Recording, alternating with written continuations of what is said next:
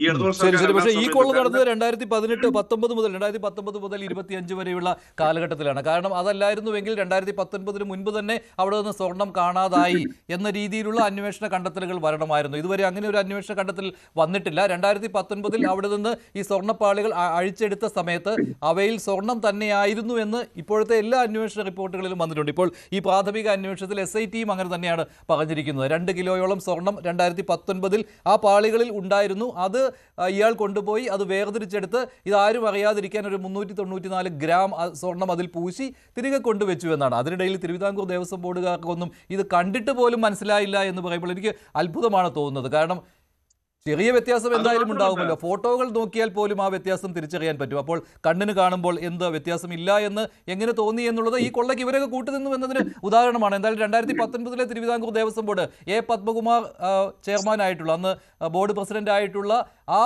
ഭരണസമിതി എങ്കിലും ഇതിൽ പ്രതിയായിട്ടുണ്ട്. ആശ്വാസം. ഇപ്പോഴത്തെ ദേവസ്വം ബോർഡിനെ എന്തിനു ഒഴിവാക്കി എന്ന കാര്യം ബാക്കി നിൽക്കുകയാണ്. ശ്രീ ഷാജി രാഘവൻ, എന്തുകൊണ്ടാണ് ഇന്ന് ശബരിമലയിൽ സ്വർണ്ണപ്പാളികൾ സ്ഥാപിച്ചപ്പോൾ അതവിടെ സ്ഥാപിക്കരുത് എന്ന് നിങ്ങൾ പറയാൻ കാരണം? തൊണ്ടി മുതൽ എന്ന് നിങ്ങൾ പറയുന്നത് എന്തുകൊണ്ടാണ്? അത് നോക്കൂ മഞ്ജുഷേ, ഞാൻ ഈ വിഷയവുമായി ബന്ധപ്പെട്ട് കഴിഞ്ഞ കുറെ ദിവസമായിട്ട് പല ചാനലിൽ കയറുന്നുണ്ട്. 2-3 ദിവസം വരെ വളരെ സജീവമായിട്ട് CPM-ന്റെ വളരെ ശക്തമായിട്ട് കാര്യങ്ങളൊക്കെ അവതരിപ്പിക്കുന്നവർ ചർച്ചകളിൽ കാണാറുണ്ടായിരുന്നു. റെജി ലൂക്കോസ് ഈ കാര്യങ്ങൾ പറയാൻ ഒട്ടും മോശം ആണ് എന്നുള്ള അർത്ഥത്തിലല്ല, അങ്ങനെ ധരിക്കുകയും വേണ്ട. പക്ഷെ പലരെയും കാണുന്നില്ല ഇപ്പം. ഇവിടുത്തെ ഒരു പ്രധാനപ്പെട്ട വിഷയം എന്തെന്നറിയോ? ഇന്നിപ്പോ അറസ്റ്റിലായിട്ടുള്ള ഉണ്ണികൃഷ്ണൻ പോറ്റി ഒരു കാര്യം പറഞ്ഞു. 3 വട്ടം അയാൾ ആവർത്തിച്ചു. അദ്ദേഹം പറഞ്ഞത്, എന്റെ പുറകിലുള്ളവര് ഏറ്റവും താമസിയാതെ നിയമത്തിന് മുമ്പിൽ വരും, അല്ലെ എന്നെ കുടുക്കിയവര് ഇതിന്റെ മുമ്പിൽ വരും. ഇതിന് തൊട്ട് മുമ്പ് ഇതിന് സമാനമായ ഒരു സ്റ്റേറ്റ്മെന്റ് ഇറക്കിയത് മുൻ ദേവസ്വം ബോർഡ് പ്രസിഡന്റാണ് ശ്രീ പത്മകുമാർ. അദ്ദേഹം ഏതാണ്ട് കുറ്റങ്ങളൊക്കെ അഡ്മിറ്റ് ചെയ്തിട്ടാണ് അദ്ദേഹം പറയുന്നത്, ഞാൻ മാത്രമല്ല ദൈവതുല്യരായ പലരും ഉണ്ട് എന്ന് അദ്ദേഹം സൂചിപ്പിക്കുന്നുണ്ട്. വേറൊരു സ്റ്റേറ്റ്മെന്റ് നമ്മൾ ഇതുമായി ബന്ധപ്പെട്ട് കേൾക്കേണ്ടത് ശ്രീ V ഗോപാലകൃഷ്ണൻ IPS. അദ്ദേഹം മുൻ ദേവസ്വം വിജിലൻസ് ഓഫീസറായിരുന്നു. അദ്ദേഹം വളരെ കൃത്യമായിട്ട് പറഞ്ഞു, ശബരിമല ഇത്ര കണ്ട് മോഷണം നടത്താനുള്ള സാഹചര്യം അദ്ദേഹം അക്ക വിട്ട് പറഞ്ഞിട്ടുണ്ട്. പബ്ലിക് ഡൊമൈനിലുണ്ട് ഇപ്പോഴും. അത് യൂട്യൂബിൽ സെർച്ച് ചെയ്ത് നമുക്ക് കാണാൻ സാധിക്കും. ഇവിടുത്തെ ഒരു പ്രധാനപ്പെട്ട പ്രശ്നം എന്തെന്നറിയോ? നമുക്കറിയാം, നമ്മുടെ ഡെമോഗ്രഫിയിൽ കേരളത്തിൽ 50% വരുന്ന ഒരു പ്രബല വിഭാഗത്തിന്റെ ആരാധനാലയത്തിലെ തോന്നിവാസങ്ങളാണ് നമ്മൾ ഈ ചർച്ച ചെയ്യുന്നതെന്നേ. വേറെ ഏതെങ്കിലും മതവിഭാഗത്തിന്റെ ദേവാലയത്തിലെ ചർച്ച അല്ലെങ്കിൽ ഇതുപോലത്തെ കാര്യങ്ങൾ നടക്കുന്നത് നമുക്ക് ചിന്തിക്കാൻ പോലും പറ്റുമോ? അതിനെ എത്ര ലാഘവത്തോടു കൂടിയാണ് ഭരിക്കുന്ന ഗവൺമെന്റ് ആയാലും ബഹുമാന്യനായ റെജി ലൂക്കോസ് ഉൾപ്പെടെയുള്ളവർ വന്നിട്ട് അവതരിപ്പിക്കുന്നത്. അദ്ദേഹം ഇതിനിടയ്ക്ക് പറയുന്നത് ഞാൻ കേട്ടു, അദ്ദേഹം തിരുത്താം, അങ്ങനെ പറഞ്ഞില്ലെങ്കിൽ അദ്ദേഹം പറഞ്ഞൊരു മതേതര ടെമ്പിൾ എന്ന് പറയും. സാർ, ഞാൻ പത്തനംതിട്ടക്കാരനാണ്. നിങ്ങൾ കഴിഞ്ഞ സംഗമം നടക്കുന്ന സമയത്തും പറയുന്നുണ്ടായിരുന്നു ഇതൊരു മതേതര സ്ഥാപനമാണെന്നുള്ള ഒരു വ്യാഖ്യാനം. സാർ, ഇതെങ്ങനെയാണ് സാർ മതേതര സ്ഥാപനമാകുന്നത്? സാർ, ഞാൻ എൻ്റെ കുഞ്ഞിലെ തൊട്ട് ഞാൻ റോഡിൽ ഇറങ്ങി നിന്നാല് ശബരിമലയിലേക്ക് വൃശ്ചികം 1 തൊട്ട് ധാരാളം അയ്യപ്പന്മാർ പോന്ന് കാണുന്നുണ്ട്.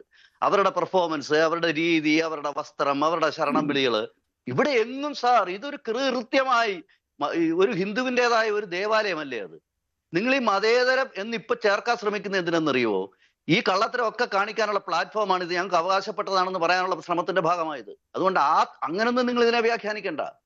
ഇതിനകത്ത് വളരെ കൃത്യമായിട്ട് ഉണ്ണികൃഷ്ണൻ പോറ്റി ഒരു കാര്യം പറഞ്ഞിട്ടുണ്ട്.